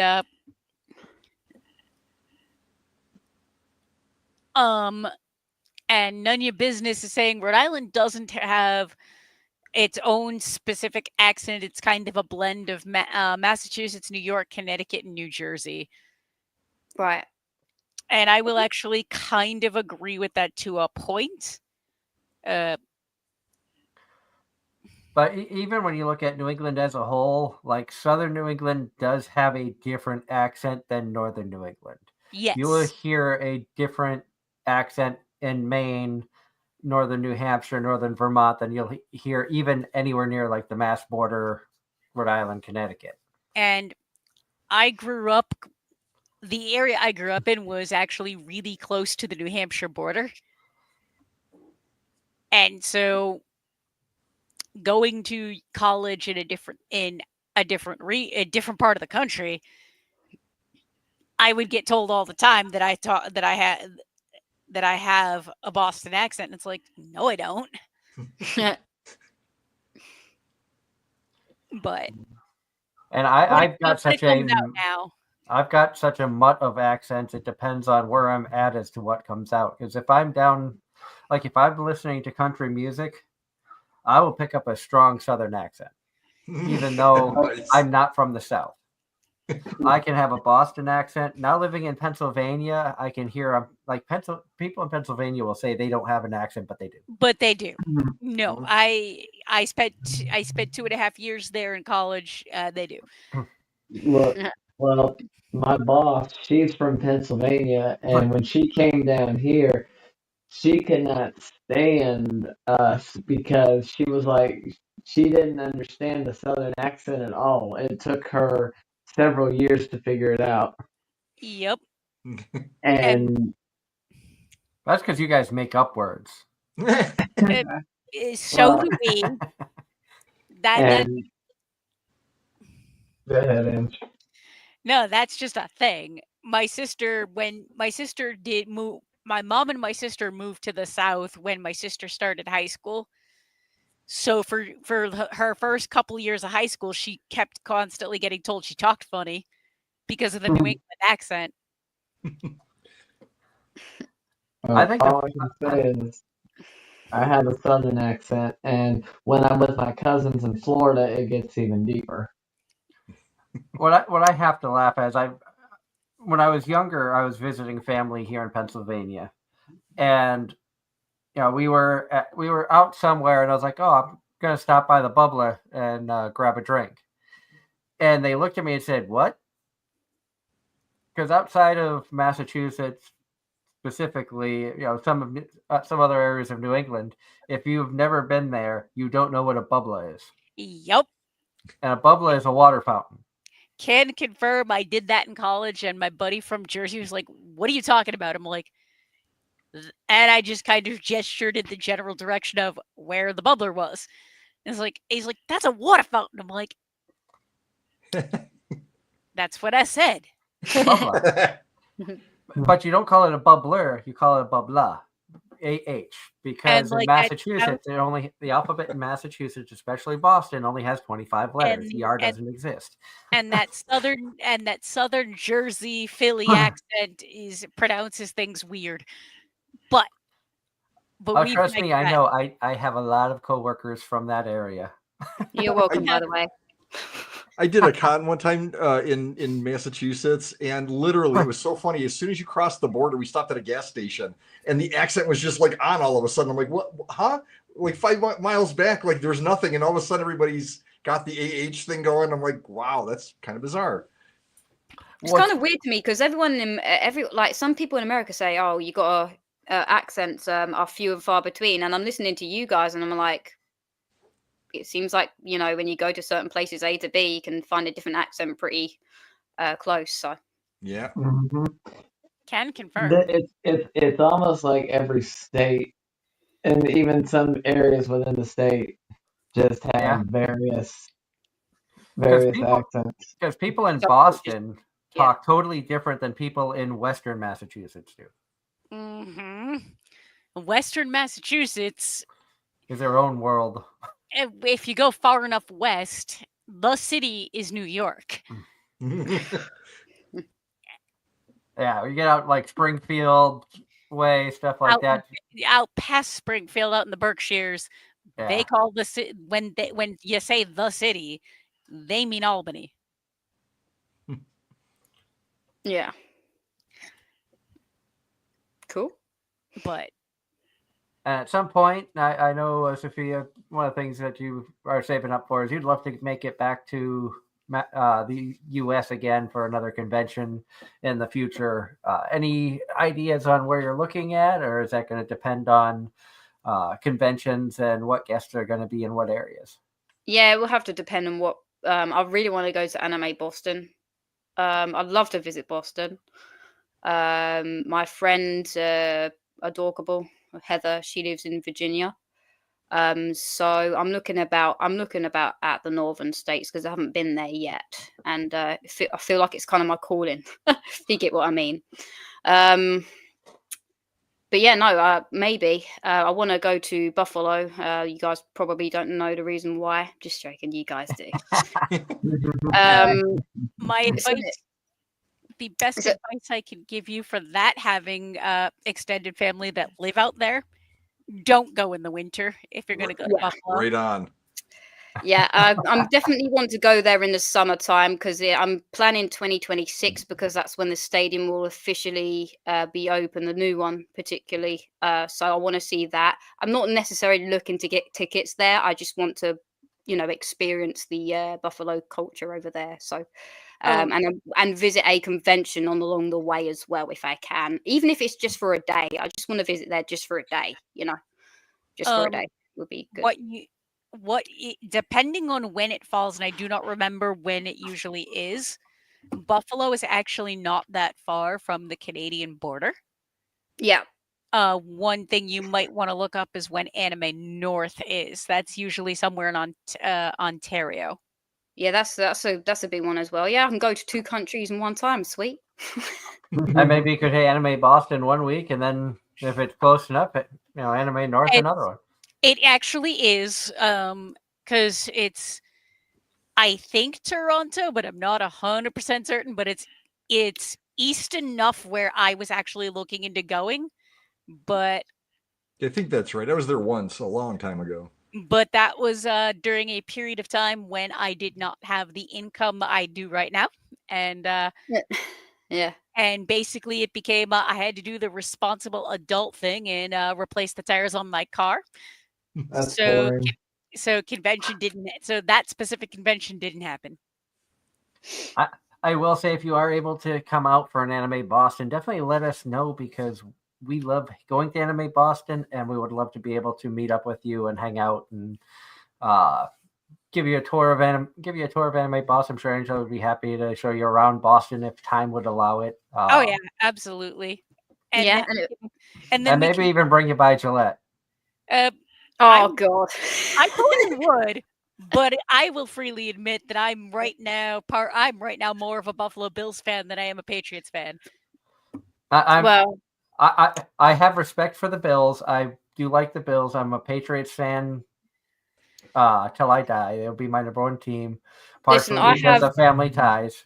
I have way more respect for the Patriots dynasty than I do for the Chiefs dynasty. That's all I'm gonna say. I didn't grow up as a Bills fan. I didn't grow up, so I can't really say that I hate the Patriots really because I was a kid from another country. I didn't even know what an NFL was, right? So I didn't grow up in the era where they dominated us, right? And I became a fan when Tom Brady, I think it was his last year in New England, and I was just like, who is this guy? Why is everyone going on this about this guy? And I was just like, oh, Right. Yeah. Where um, so I became a fan in 2019. So I've obviously been watching Josh Allen play. So like I said, I don't have any beef with the Patriots. I just don't.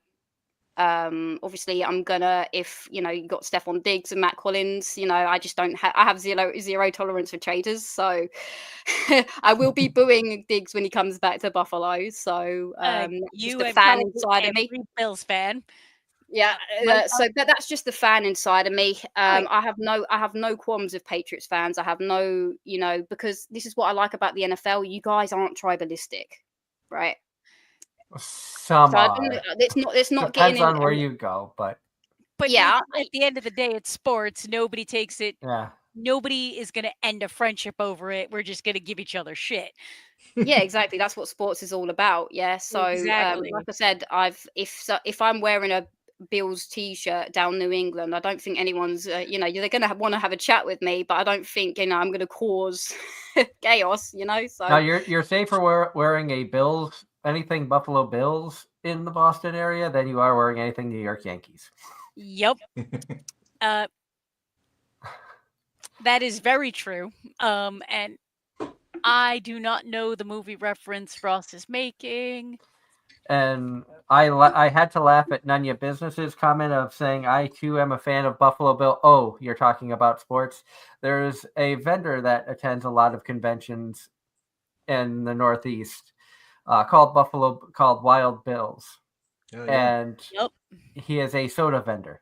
Mm-hmm. And you can buy like a really nice metal mug for like $20 and you get free refills the entire weekend. nice. Yeah. I mean, they're bringing out a Buffalo Bills Hallmark movie. So I mean, I said to my fiance, so better win a Super Bowl this year, god damn it, because it's the last year at the Ralph. So it'd be good if we did. There's even owners or the people that own, say for example, the Bills, saying that they might do something special for it, and I'm just like, you better, Yep. So Fun I fact: don't there know. was Fever Pitch was a movie that was based around the Boston Red Sox. The Red Sox made them have to change the ending of Fever Pitch because Fever Pitch was supposed to be about a lifelong, diehard Boston Red Sox fan who gets his hopes up, like he does every year for the Red Sox because they're playing great, and then they blow it when it comes to the playoffs. I feel that.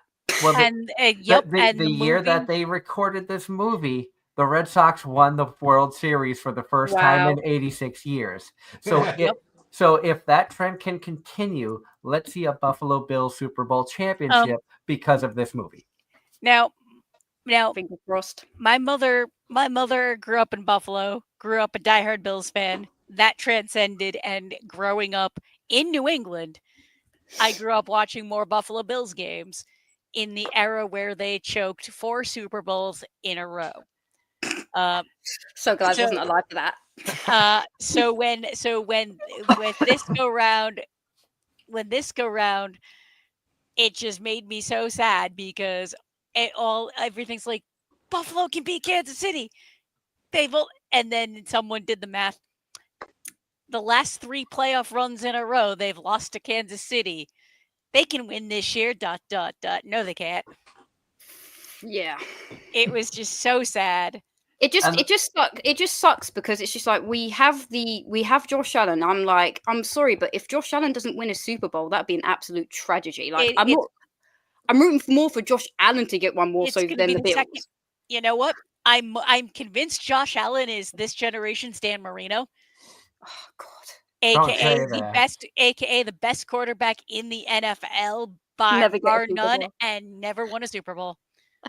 I'm starting to feel that as well, to be honest. But hopefully, the biggest difference is I like Josh Allen. I don't like Dan Marino. Neither do I. But Doug, but you have to agree with my sentiment. As much as I hate it, I do. Yeah, yeah. It's just like this year. It's just like we cannot lose 5 times to Kansas City. Nope. Oh my god! But if it's to any other team, that's acceptable. Any other team. Everyone says a lot of people saying, "Oh, Buffaloes can't get past Kansas City." I'm like, yeah, well, nor can you other teams. So it's always up to us for some reason. So Nope. I mean, if Buffalo wants any bragging rights, when they face Kansas City, it's for the right to go to the Super Bowl. yeah. So Yep.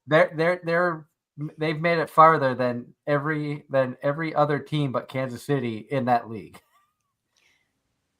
And then the Bengals did it, but they didn't win a Super Bowl, so that doesn't count. And the Bengals have gone back to being irrelevant. Yeah. And then last because year they don't want to invest in a defense. Yeah. Since we're on the topic of sports, from Ross in the chat, how about what do people think about the Draft Day movie with Kevin Costner? I haven't watched that. I haven't even heard of it. Yeah, I haven't heard of it either. Angela, It's a Wonderful Life movie. Oh, that's in reference to him making a sports reference I didn't get. No, but I'm just saying, like, I cannot stand Kansas City at all because, I think well, I mean, if it was any other team, I wouldn't like them either. So I think we can agree on that, but you know. Yeah, I'm not. I don't root for the Kansas City Swifties.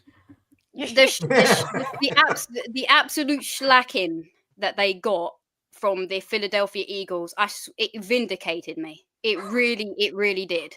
It vindicated me so much. And I am less than an hour from Philadelphia. And it's like, maybe, I think Josh Allen will get a Super Bowl. I don't think. I think He finally got his MVP. So yeah, you know what? Just one will do. Just one will do. I have a habit of I have this habit of liking cursed teams. So, here's hope. Never become a Browns fan then. Too late. They're my number 2 team behind the Patriots. Oh, dude, what are you doing? There was one when he played for the Browns. One of the last years I did fantasy football at my old job. I had Baker Mayfield as my quarterback. Oh Lord! And I benched him for like 2 weeks because he was playing like crap. The week I put him back because my backup had a bye week. Negative points. I was so mad. I was so mad. But in the world of anime, sorry, Dad. All good. All good. We derail all the time. There's no apologies. No, this is normal for us. You should know that by now, Sophia. You've seen enough of our shows. We're all over the place. There is no. Darren and I spent an entire episode going on about food, for crying out loud. But I know the winter season had just ended, and of course there was talk about the Crunchyroll Awards. The voting is open for those. What shows have you guys been watching that you've been enjoying? I know for Angela and myself, we have been ranting and raving about Apothecary Diaries just because how good that series is. I'm still excited for Free Run Season 2 coming next year. Is there anything you guys have been watching, Gavin or Sophia, that has piqued your interest? I got nothing actually. It's more challenging for me to really kind of watch or preview anything. Back when Crunchyroll had like the free thing, I could introduce myself to like a number of anime, and then I would go on to like buy them if I loved them and stuff like that. But since that went away, the subscription thing is kind of tough with my schedule, and I really don't get it. I don't get a chance to really watch that much, unfortunately.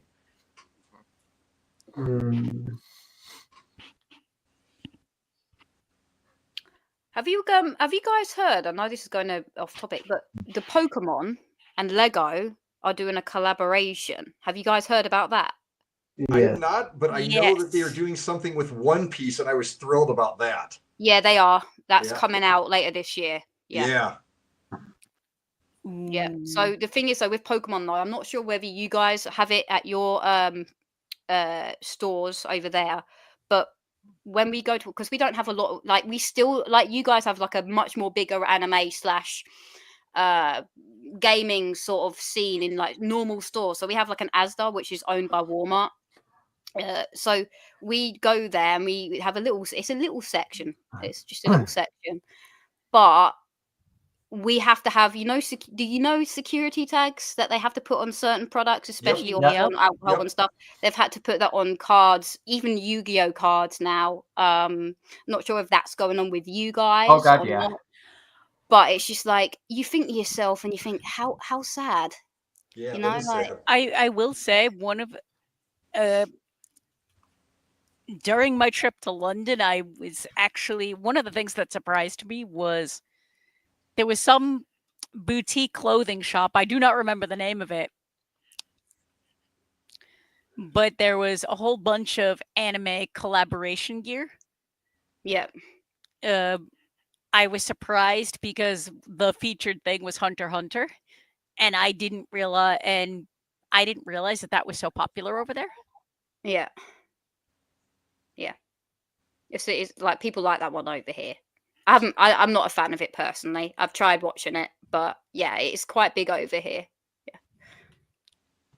I know the feeling of not being too keen on the popular shows, because that's one thing that Angela and I will rip on each other about. Is I dropped out of Fairy Tale after 4 seasons, or 4 seasons, say about 120 episodes. And That's season more than 4, seasons. yeah, I 4 have seen- seasons I think, of Demon Slayer. Demon Slayer? Demon You Slayer mean My was 6 Hero? episodes. So you My do, Hero. so you can get into Demon Slayer. So I'm not the only one, right? No, Okay. I gave it 6 episodes. I usually only give 3. I did season 1 and didn't find it intriguing enough to continue. Whereas for me, it was I was actually the one that was enjoying Demon Slayer. I just ran out of time, and then it just kind of gets added to the backlog. Yeah. Yeah, I mean, Fairy Tale was one of my favorite ones. I couldn't get into Demon Slayer at all. It's not because I didn't. It's just I couldn't. It just did something about it I just didn't like. Yeah. We all have those. We all have those shows. There was one that Doug and Darren absolutely loved, and I gave it 2 episodes, and I absolutely hated it. Call of the Night. Yep. Yep. Really? Call of the Night. It was not for me. Like everything they said, I would agree with, but it was definitely a not for me show. Oh, that's cool. That's reasonable. Yeah. Well, at least she found good music. Yeah. It That show was- is great. for The music. art was gorgeous. The soundtrack and score was fantastic. Creepy Nuts made it onto my anime playlist, Yes. but I did not like the show itself, Yeah. and that's okay. And that's okay. Yeah, that happens sometimes. The show hits you in a certain way, and it's not that it's bad or anything. It's just maybe personally you just don't resonate with it or whatever, and it's that happens. And we give each other, and we just kind of, we all have different things we like and don't like, and we give each other a hard time for some of those. Like I tell them they have bad taste for the amount of isekai that they enjoy, and in turn they tell me that all the shonen and mecha stuff I like is overrated. More shonen than mecha. And the But- funny thing is, we give her crap about liking overrated shows, but she won't watch rerun. Exactly. And Ross says that's what makes us human. And yep. Because sometimes the show could be literally from a purely objective standpoint, the best thing ever. But but like any art, it's subjective, and Yeah. Yep. we could put on a pilot episode of whatever show right now, and all 5 of us are going to have a different opinion about it. Yeah. Some of us are going to like it, some of us are going to hate it, and Yep. that's okay. Yeah. And John Knight in the chat saying today is the 6th anniversary. I'm scrolling back through of the Fruits Basket remake dub. So And- 2019, not the original Yeah. Fruits Basket, the reboot. Yeah. He also said it was the 6th anniversary of Demon Slayer. Wow. Wow, it's been that long already. Wow. Yes. And Ross, no, I have not started watching Anne Shirley because we prioritized finishing the winter season. We did not start any spring yet, so that's going to be later this week. Same. And speaking of food, going back a bit, Ross in the chat, we're seeing all these comments out of order. Gotta love it. Speaking of food, IHOP and Applebee's are merging. Okay, Really interesting. really? I hadn't heard that one, and that's just random. Yeah, that is kind of random. Are they going to be called Apple Hop? Apple Hop. Or IBs. IBs. Bees? That's I Apple. There we go. But It's weird. I combining- know what you guys are talking about. So Mediocre American food chains. yeah, IHOP is known more for being a breakfast food chain, pancakes. Yeah, like really decadent pancakes. Applebee's is comparative to like a Chili's, a 99. I Not don't know if any of sure those what chains you would exist have. over there. Yeah, I don't know what you would have, but Yeah. it's like you can get steak, you can get ribs, you can get chicken, you can get stuff like that. Oh, And it's and more of a Ross- sit down. and Ross has clarified, no, it's going to be Applebee's and IHOP are going to be in one building. Oh wow. Oh, so it's gonna be like KFC, Taco Bell. Yeah. Or, wait, hasn't got KFC got like a new chain something? Can't remember what it's called, but I saw it advertised a few times ago. Is it? are you sure that wasn't April Fool's? Oh, okay. It could have been. Yeah. I'm just saying, considering if we're still close, we're still so close to April 1st. I actually had to do a double take with a few headlines for that exact reason. This is why I Yeah. don't like April Fool's Day. Yeah. Same, but And then John Knight in the chat has a question for Gavin, asking, have you ever been in an anime slump where you haven't been able to watch a lot of anime because of time? I think that's been your life over the last 11 years. Yeah. Unfortunately, I mean, I really cut back on the number of conventions we've done. At my peak, I was doing like 33, 34 a year, but that kind of really dwindled off and stuff. So during that time, yeah, I mean, you were lucky to like really keep up with what's even out. But now, like I've seen, it's just with the schedule and stuff, and like how varied things could be. I could go months without even having like any free time at all to watch anything. So for me to get into like a Crunchyroll thing, it would be kind of like a waste of money and then you get into those blocks where you do have some time, but I don't know. It's always something. I'd say by the time you get into those blocks where you're free, you're exhausted and you just want to sleep. Yeah, or you have other things that you need to get caught up on. It's like, okay, now I'm finally like not doing this. Now I've got to like catch up on all the other like normal stuff that I put off for 4 months or whatever. So yep. Like Yeah. Texas. And another anniversary, Ross in the chat says April Fool's Day, and this is not a joke, is his parents' wedding anniversary. They just celebrated 42 years. So happy anniversary to Ross's parents. That is incredible, 42 years. So they got they got married when I was less than a year old.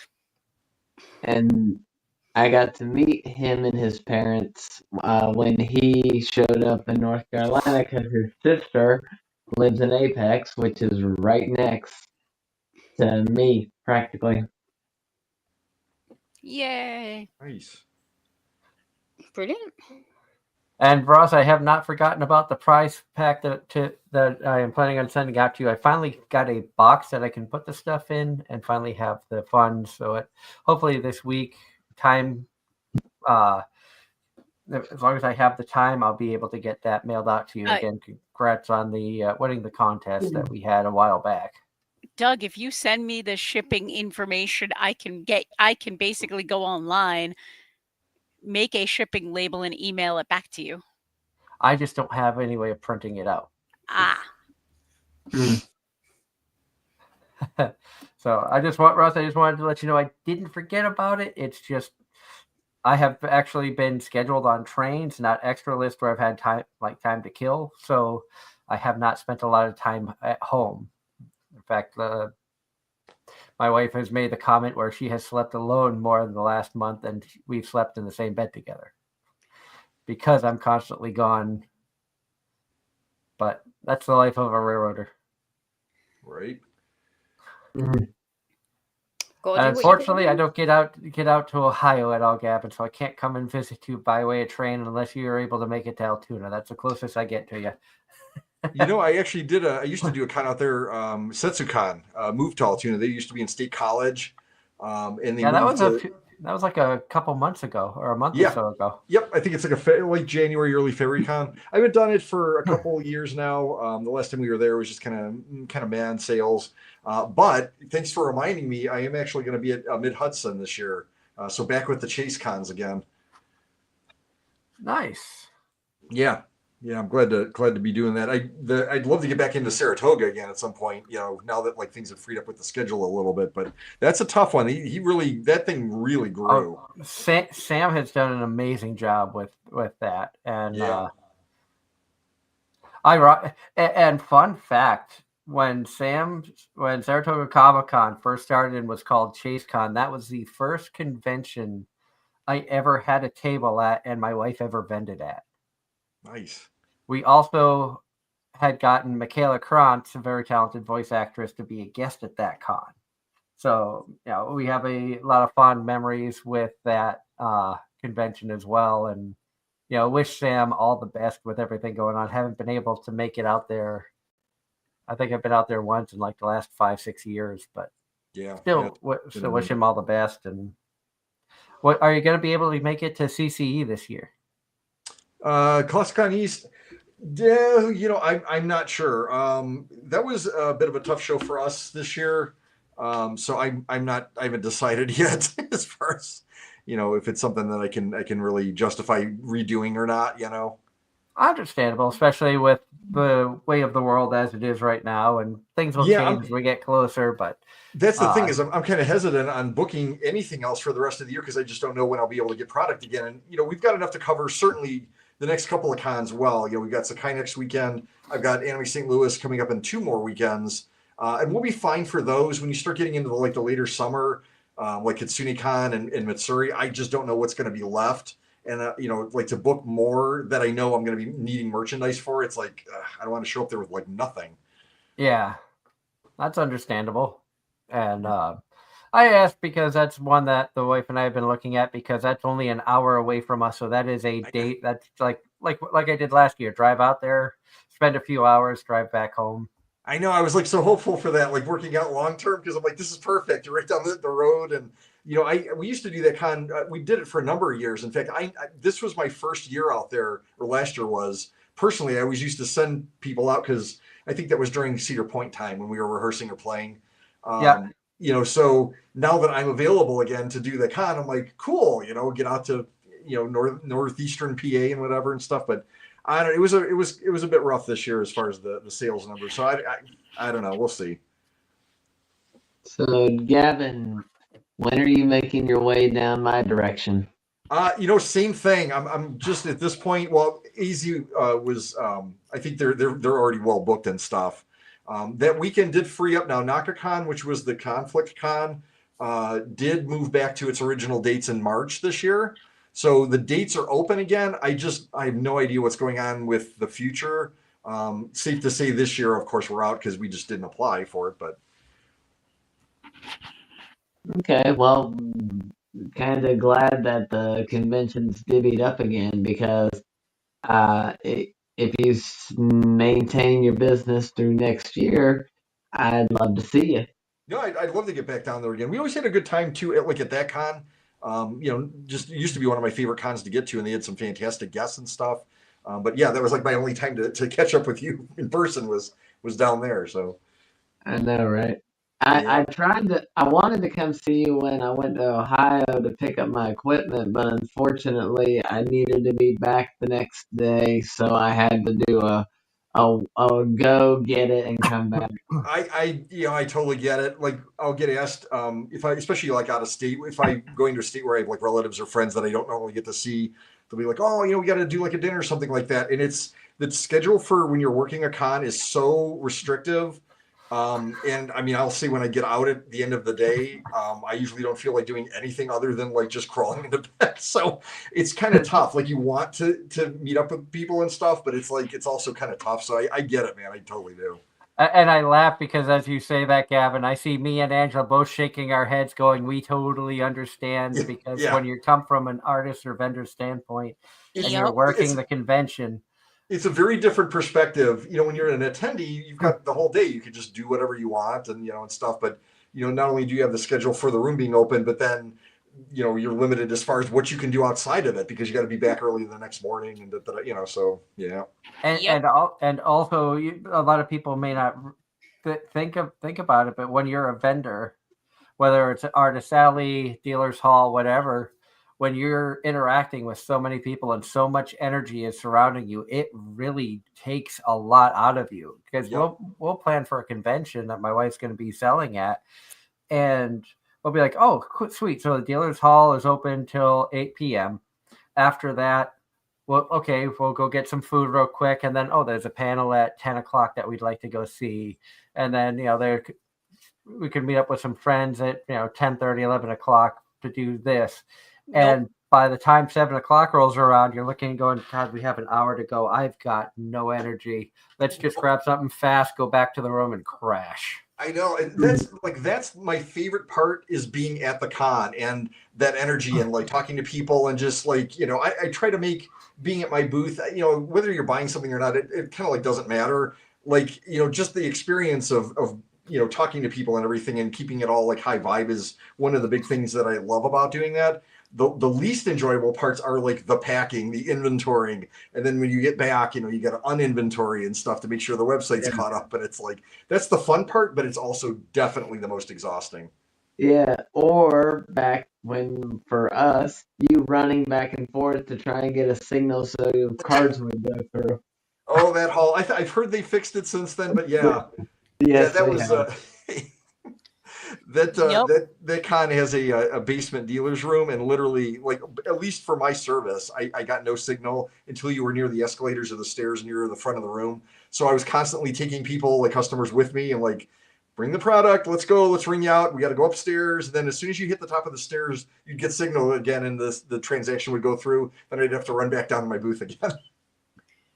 Yes, they have fixed that, and also they increased the Wi-Fi signal in the convention center. That's cool. Given what time it is, we've got a few things from the chat. One, Too Many Heroines has been announced for season 2, says Ross, for anyone who's been watching it. Not I. Season 1 was good. It's on the list. And John Knight says, Sophia, what's your favorite shonen anime? I haven't been watching anime lately due to just busy stuff. Life. I don't. Yeah, I mean, I don't really have a favorite. It just depends on what I feel like watching.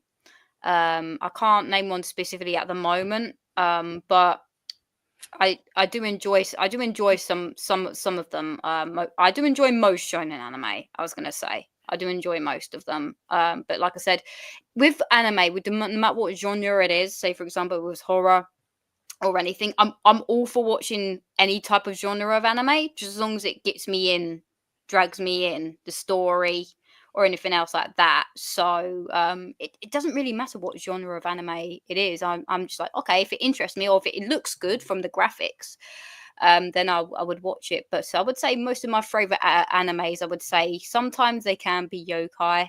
I like the sort of fantasy a lot, which is why I'm a massive fan of fairy tale. But it just depends.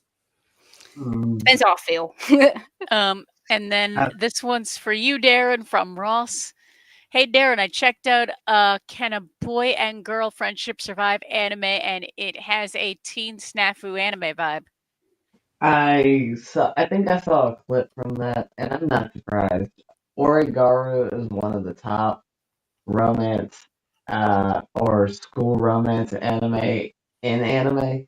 So anything that can match its energy, I'm definitely down to watch.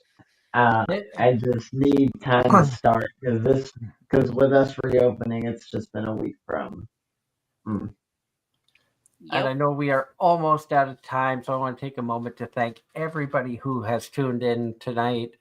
All of the awesome viewers, all of the awesome people who are listening to the show on the podcast platforms after the fact. A big thank you to all of our guests, Jay Moulton, Jay Morris, of course, Sophia and Gavin coming on as well and hanging out.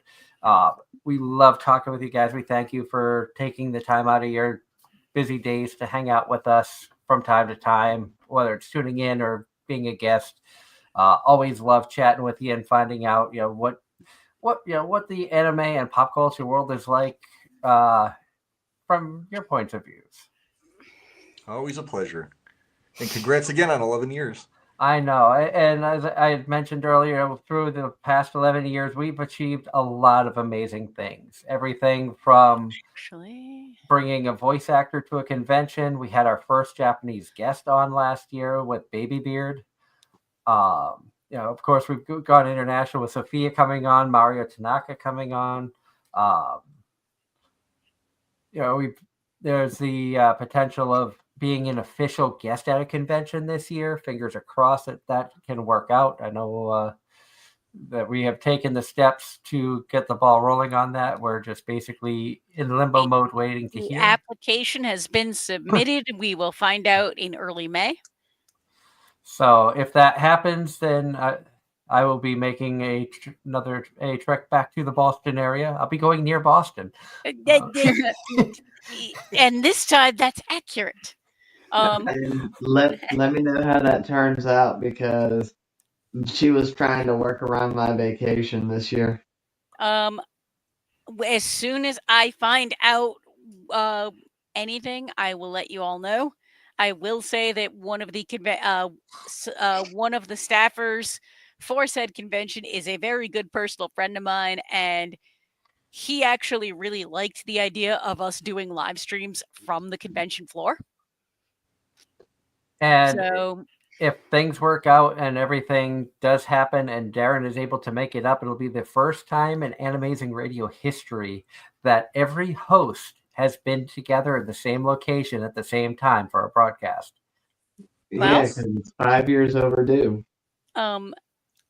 now on that note, in the short time that I have been a part of the show, the growth has been exponential to the point where, according to Spotify, our audience is very much people who listen to us after the fact on Spotify.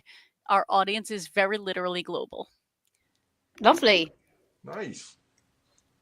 And that just blows my mind because we sit here, tonight's a perfect example. We've just been cracking jokes, giving each other a hard time, and the whole near Boston thing. And people come back and listen to us, and it's like, okay, people actually really like what we're doing, and it means the world to us. I started this show wholeheartedly on a whim as a way to give back to the anime community that helped me get through some tough times. And I know that anime has helped a lot of people get through tough times in their personal lives, no matter what the case may be. A lot of anime fans are, antisocial people, or you have trouble with either issues at school, being bullied, lots of different things that happen. And we're able to use anime as a way to escape reality. And I found a platform where I was able to bring on voice actors and bring on artists and people in the industry and give an honest take of what the world looks like, more so than what you see when you go to Crunchyroll or you pop in a DVD or you watch, anime at a convention for a screening or something of that nature. All right. Now, I'm going to end on Darren's comment or Ross's comment. Wow, sorry guys. I was about to say thanks for what. Thanks. I'm sorry. I'm tired. It's been a long day, but I'm going to end on this because it's amusing to me. Just to make sure that Doug has a good night, would you rather eat Shion's cooking from Slime, Himeji cooking from Baka and Test, or Cecilia Alcott's cooking from Infinite Stratos? Cecilia's at least won't kill you. The other two will. I was gonna say I probably would go for Cecilia. I don't remember how bad Hijime is, but if Himiji? Himiji, if Himiji's in there with Shion, then I think I would go with Cecilia. That's the least of all evils. And if we go a little bit over, it's fine because it's our anniversary show and we're having fun. Yes, but I think Here's the thing. Shion's cooking actually looks like it tastes terrible. Himaji's actually looks good, but will kill you. And Alice's, I don't remember. Cecilia, excuse me. Cecilia, I don't remember because it's been forever. Yeah, it's been a while since I've actually watched IS. But I think Cecilia was the least of all evils. Well, she was also personally my least favorite heroine. But again, we want to thank everybody for tuning in. It has been an amazing 11 years, and hopefully we can keep going for many more, and hopefully you all will keep tuning in and supporting us with all the great comments, questions. We love talking to everybody out there. We love meeting the people, and we're able to make it out to the conventions. If you'd like to see us at a convention near you, let them know that you want to see Anime-Zing Radio come down. At some point in my life, I'll get a passport so I can leave the U.S. Maybe make it over to the U.K. and visit Sophia and her neck of the woods. Yeah, that'd be lovely. Yeah. Next, at some point, I will be back to London. So when that time comes, which probably won't be for a few years because money and all that nonsense. Yeah. I will definitely let you know.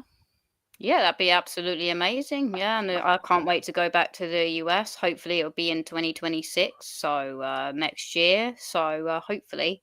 So it's the perfect time for us to skip Boston because you're not going to be here anyway. So next year when you come to Boston, we can make our return back. Or near Boston. Or near Boston. That's going to be a running joke now for a long time. Yep. Especially since we got Jason Moulton going. Before we do sign off, we do want to send thoughts and well wishes to our friend Julia Coelho, who has been suffering some health issues recently. Also, one of her pets passed away as well. So definitely thoughts are with her. She said she was going to try to tune in. She wasn't able to join in tonight. We did ask. So thoughts and well wishes are with her. Also, again, thank you to everybody for birthday wishes. I am nearing that wonderful age of 50. I've got a couple years to go. But yes, still young. But yes, to everybody everybody who listens to us or watches us, thank you. You all are amazing. We love everybody who tunes in, and you really mean the world to us. It's one of the reasons that we keep going.